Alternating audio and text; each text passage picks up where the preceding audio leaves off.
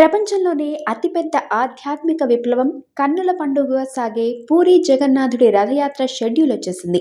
2026వ సంవత్సరానికి గాను ఈ పవిత్ర ఉత్సవాలు జూన్ 29 నుండి ప్రారంభం కానున్నాయి. జూన్ 29న అనవసర ఆచారంతో స్వామివారు జ్వరంతో ఏకాంత మందిరంలోకి వెళ్తారు. స్వామివారికి 108 కుండలతో నీళ్లను పోస్తారు. దీనినే అనవసర అని పిలుస్తారు. ఈ పవిత్ర స్నానం తర్వాత స్వామివారికి జ్వరం వస్తుంది. లీలలు చేసే ఆ పరమాత్ముడికి జ్వరం రావడం ఏంటి అని అనుకుంటున్నారా? భక్తుల కోసం స్వామి నడిపే నాటకం ఇది. ఆ తర్వాత కోలుకొని ఆషాఢ శుద్ధ విదియ రోజైన జూలై 16 గురువారం నాడు జగన్నాథుడు, బలభద్రుడు, సుభద్రమ్మలతో కలిసి రథాలెక్కి గుండిచా ఆలయానికి బయలుదేరడమే అసలైన రథయాత్ర. జూలై 20న హేరా పంచమి, జూలై 24న బహుదా యాత్ర జరుగుతాయి. చివరగా జూలై 27న నీలాద్రి బిజయ్తో స్వామివారు మళ్లీ రత్నసింహాసనాన్ని అధిష్ఠిస్తారు.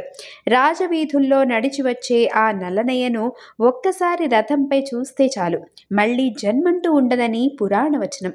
ఈ 10 రోజుల బ్రహ్మోత్సవాల్లో పాల్గొని ఆ జగన్నాథుడి కృపను పొందండి.